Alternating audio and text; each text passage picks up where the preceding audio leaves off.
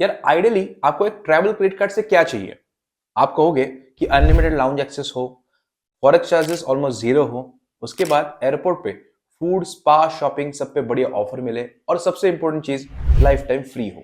तो अगर ऐसा कार्ड आपको कोई ऑफर करे तो आप बोलो कि ऐसा कार्ड किसको नहीं चाहिए? तो टेक्निकली अगर देखा जाए तो स्केपिया कार्ड आपको ये सब कुछ दे रहा है। लेकिन आपको पता है कि इस चैनल के ऊपर हम लोग सारे कार्ड्स को एकदम डिटेल में देखते हैं।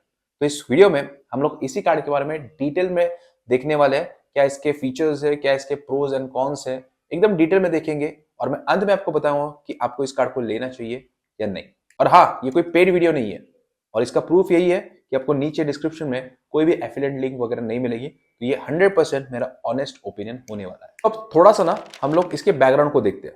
अब ये कार्ड ना, स्केपिया कार्ड 2023 में लॉन्च हुआ था फेडरल बैंक के साथ कोलैबोरेशन। लेकिन 2024 में इन्होंने नए कस्टमर्स को ऑनबोर्ड करना ही बंद कर दिया। अब आप पूछेंगे क्यों? क्योंकि आरबीआई ने फेडरल बैंक को अपने किसी भी को ब्रांडेड कार्ड के लिए जो ऑनबोर्डिंग प्रोसेस है उसको रोकने के लिए बोला था। ये एक्शन ना सिर्फ स्केपिया के लिए नहीं लिया गया था।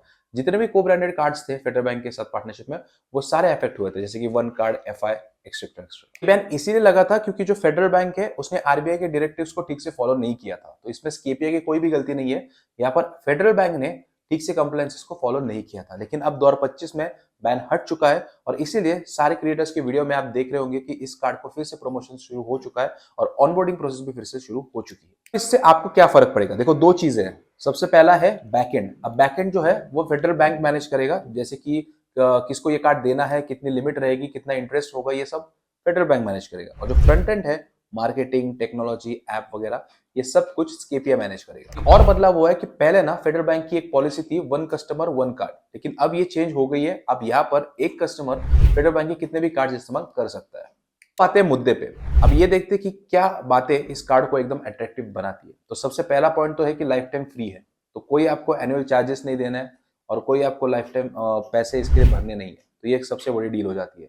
दूसरी चीज यहाँ पर आती है कि ऑनलाइन और ऑफलाइन इस कार्ड को आप दोनों इस्तेमाल कर सकते हो। और जब भी आप 100 रुपए खर्चा करोगे तो आपको 10 स्केपिया कॉइन मिलते हैं। एक स्केपिया कॉइन की कीमत है 0.2 रुपए यानी कि 20 पैसे के आसपास। तो अगर आप इसको रिवॉर्ड रेट निकालोगे तो कुछ 2% के आसपास निकल के आता है। लेकिन अगर आप इस कार्ड का इस्तेमाल online hotel booking, flight booking के लिए करोगे तो फिर यहाँ पर आपको 100 रुपए खर्चा करने पर 20 केपीआई कॉइन्स मिलते हैं। यानी कि अगर वैल्यू टर्म्स में देखें तो इसका रिवॉर्ड रेट यहाँ पर 4% निकल के आता है। तो एक life time free credit card के लिए 4% रिवॉर्ड रेट बहुत बढ़िया बात है। तीसरा सबसे बढ़िया पॉइंट है जीरो फॉरेक्स मार्कअप फीस। तो अगर आप इंटरनेशनल ट्रैवल करते हैं तो आपको जीरो फॉरेक्स मार्कअप चार्जेस लगेंगे। नॉर्मली जो बाकी कार्ड्स है वो 3 से 3.5% प्लस जीएसटी चार्ज करते हैं। और ये जो फीचर है ये एक्चुअली प्रीमियम क्रेडिट कार्ड्स में आता है, लेकिन एक life time free credit card आपको ये ऑफर कर रहा है, इसलिए this feature is highly appreciated. सबसे बढ़िया पॉइंट है कि अनलिमिटेड डोमेस्टिक लाउंज एक्सेस। ये भी फीचर काफी प्रीमियम क्रेडिट कार्ड्स आपको देते हैं, लेकिन यहाँ पर अगर आप इंटरनेशनल ट्रैवल करते रहते हो तो आपके लिए ये फीचर सबसे बढ़िया होने वाला है। फीचर को लेने के लिए वैसे तो कुछ टर्म्स एंड कंडीशंस है, लेकिन उस पर भी आएंगे। तो ऑन पेपर आपको यहाँ पर ये lifetime free credit card मिल रहा है, प्लस 4% का रिवॉर्ड रेट मिल रहा है, उसके ऊपर अनलिमिटेड लाउंज एक्सेस है, जीरो फॉरेक्स मार्कअप फीस है। मतलब एक तरीके से ना ये बहुत बढ़िया कार्ड है। लेकिन वीडियो को अभी बंद मत करना, क्योंकि असली बातें तो अब शुरू होने वाली है। बात करते हैं क्या इस कार्ड के अंदर खामियां हैं। तो सबसे पहला कैच है वो है एलिजिबिलिटी क्राइटेरिया का, क्योंकि इस कार्ड को लेना उतना भी आसान नहीं है। सबसे पहला रूल तो ये है कि अगर आप फेडरल बैंक के एग्जिस्टिंग कस्टमर हो और अगर आपके पास कोई पहले से ही क्रेडिट कार्ड है, जैसे कि वन कार्ड, जुपिटर वगैरह वगैरह, या फिर अगर आपका कोई उनके साथ पर्सनल लोन चल रहा है, तो फिर ये कार्ड आपको नहीं मिलेगा। दूसरा है कि मिनिमम आपकी उम्र इस कार्ड को लेने के लिए 23 साल होनी चाहिए। तो मतलब स्टूडेंट्स के लिए कार्ड नहीं है, ये ज्यादातर फोकस कर रहे हैं सैलरीड एम्प्लॉयज के लिए। और उसके बाद आपकी जो मिनिमम तनख्वाह है सालाना, वो 5 लाख से ज्यादा होनी चाहिए। इसके बाद इनका एक सिविल का इंक्वायरी रूल भी है, जिसके अंदर ये ऐसा बोला जाता है कि चाहे आपका क्रेडिट स्कोर 850 हो या ना हो, 1 लाख रुपए पर मंथ आप कमा रहे हो, लेकिन एक पिछले 6 महीनों में आपके ऊपर 5 से ज्यादा हार्ड इंक्वायरीज नहीं होनी चाहिए, तो फिर आपको ये कार्ड मिल सकता है, वरना आप रिजेक्ट हो सकते हैं। जो दूसरा कैच है वो है अनलिमिटेड डोमेस्टिक लाउंज एक्सेस का। अब ये ना इनका सबसे बड़ा मार्केटिंग फीचर भी है और यही सबसे बड़ा गैप भी है। अब ये लोग बोलते हैं कि अनलिमिटेड आपको डोमेस्टिक लाउंज एक्सेस मिलेगा। 50 से ज्यादा सिटीज में मिल भी रहा है, जो बड़ी बड़ी सिटीज है, पुणे, मुंबई, यहाँ पर कई सारे लाउंजेस में आपको ये एक्सेस मिल भी रहा है। लेकिन ये कंडीशनल है। कंडीशन नंबर 1 है कि अगर आप इस कार्ड को इस्तेमाल कर रहे हो तो अगर रुपए वेरिएंट इस्तेमाल कर रहे हो तो 15,000 रुपए आपको महीने के खर्च करने पड़ेंगे। नहीं कर रहे हो रुपए वेरिएंट तो फिर 10,000 खर्च करने पड़ेंगे। लेकिन मुझे लगता है कि ये इस ऑडियंस को ये टारगेट कर रहे हैं, उनके लिए महीने का 15,000 रुपए खर्च करना भी थोड़ा सा मुश्किल है। और दूसरी जो कंडीशन है वो इनकी ये है वेटिंग पीरियड की।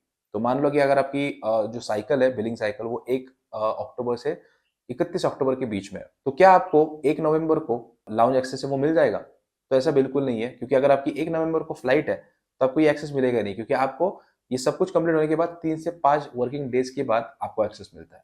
फिर रूल थोड़ा सा मुझे रेस्ट्रिक्टिव लगा, क्योंकि अगर आप एक फ्रीक्वेंट ट्रैवलर हो और आपकी शुरुआत मंथ की शुरुआत में अगर फ्लाइट्स आपको लेनी पड़ती है, तो ऐसे में आप इसको अनलॉक कर ही नहीं पाओगे इस फीचर को, तो फिर ये फीचर आपके काम का बचता ही नहीं है। तीसरे कैच के बारे में बात करते हैं, जहां पर रिवॉर्ड एक्सक्लूजन के बारे में हम लोग बात करने वाले हैं। तो याद है मैंने आपको बताया था कि 4% का आपको रिवॉर्ड रेट मिलता है ट्रैवल के ऊपर और 2% का बाकी जगहों पे। लेकिन यहाँ पर आपको कहाँ पर 0 रिवॉर्ड पॉइंट्स मिलेंगे ये भी बात कर लेते हैं। कि इंटरनेशनल पेमेंट्स पर आपको 0 स्केपिया कॉइन्स मिलेंगे, उसके बाद rent payments, forex transaction, crypto, और अंत में जो आपके एजुकेशन और टैक्सेस के लिए वो जो रहता है उसके अंदर भी आपको 0 स्केपिया कॉइन्स मिलेंगे। ट्रैवल कार्ड जो आपको इंटरनेशनल स्पेंड्स के ऊपर ही आपको रिवॉर्ड नहीं दे रहा है, थोड़ा अजीब नहीं है? उसके बाद यूटिलिटी और टेलीकॉम स्पेंड्स के ऊपर भी आपको रिवॉर्ड पॉइंट्स तो मिलेंगे, लेकिन 20,000 तक मिलेंगे, उसके बाद नहीं मिलेंगे। ये थोड़ा अजीब तो है, लेकिन ठीक है, जो बाकी क्रेडिट कार्ड्स है वो भी लगभग ऐसे ही अभी कर रहे हैं, तो दिस इज स्टिल एक्सेप्टेबल। बात करते हैं चौथे कैच की। अब यहाँ पर ना जो आप रिवॉर्ड पॉइंट्स कमाओगे, सबसे पहले तो वो 1 साल के अंदर ही अगर आपने उनको इस्तेमाल नहीं किया तो एक्सपायर हो जाएंगे। अब मुझे ये बात बिल्कुल पसंद नहीं है, क्योंकि काफी सारी जो कंपनियां है वो अब 2 साल का एक्चुअल में हमें पीरियड देती है अपने पॉइंट्स को यूटिलाइज करने के लिए, और कुछ तो ऐसा है कि वो अब नो एक्सपायरी भी लगा देती है। तो कुछ कंपनियां ऐसी भी है जहां पर आपके पॉइंट्स एक्सपायर होते ही नहीं है।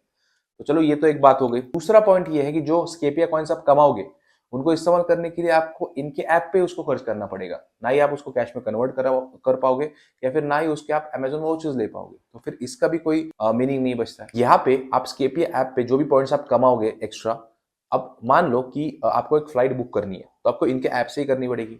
और क्या होगा अगर एमएमटी या फिर पेटीएम से वो फ्लाइट थोड़ी महंगी हुई 500 से 1000 रुपए, तो जो आप कमा रहे हो वो आपको यहीं पर देना पड़ रहा है, फिर इसका भी कोई फायदा नहीं है। सारे कुछ पॉइंट्स है।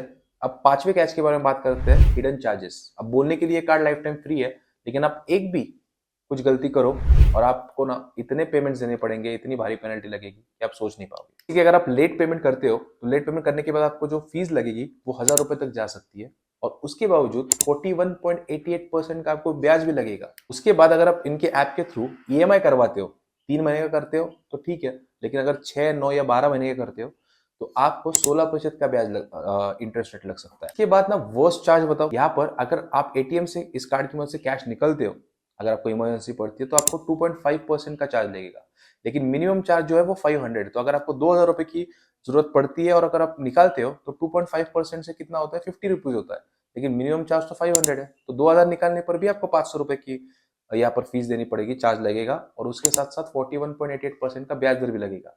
तो ये तो पूरी तरीके से लूट है। चौथा है कन्वीनियंस फी। अगर आप एक बिलिंग साइकिल में अपने यूटिलिटी या फिर टेलीकॉम पे ऊपर खर्चा करोगे 50,000 से ज्यादा, तो फिर आपको यहाँ पर 1% की कन्वीनियंस फी लग सकती है। And same goes with the fuel as well, कि अगर आप पेट्रोल पे भी ऐसा खर्चा करोगे तो वहां पर भी आपको कन्वीनियंस फी लग सकती है।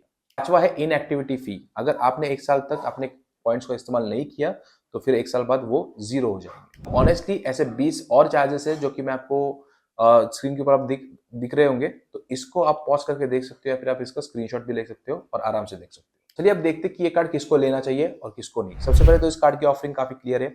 ये कार्ड ट्रैवलर्स के लिए है, डोमेस्टिक ट्रैवलर्स वगैरह। अगर आप साल में 4 से 5 बार डोमेस्टिक ट्रैवल करते हो तो फिर ये कार्ड आपको लेना चाहिए। उसके बाद अगर आप महीने का इस कार्ड की मदद से 10,000 से ज्यादा स्पेंड कर पाओगे, क्योंकि फिर यहाँ पर आपके लिए लाउंज एक्सेस भी अनलॉक हो जाएगा।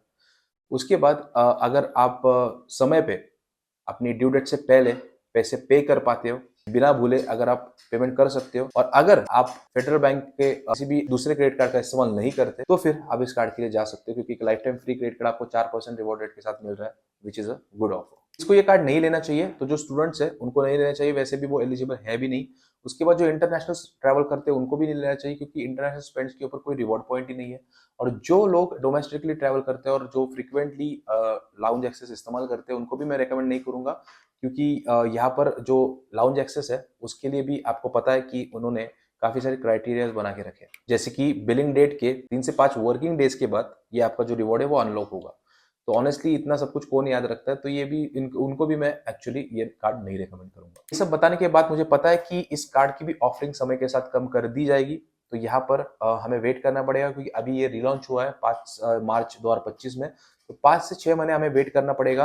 हो सकता है कि बाद में ये लोग एक फीस लगाना भी शुरू कर दे और इसके रिवॉर्ड पॉइंट को भी थोड़ा सा कम कर दे, तो हमें बस अभी वेट करना है। तो मेरी स्ट्रेटेजी यहाँ पर यही रहेगी कि मैं थोड़ा सा 5 से 6 महीने वेट करूंगा, और अगर मुझे लगता है कि they are true to their mission, then I will go ahead with this card. Otherwise अगर मुझे लगता है कि ये भी बाकियों की तरह है, तो फिर मैं इस कार्ड के साथ आगे नहीं बढ़ूंगा।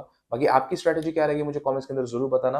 और अगर आपको ये वीडियो अच्छा लगा हो तो वीडियो को लाइक करना मत भूलना, और चैनल पर नए तो चैनल को सब्सक्राइब जरूर कर देना।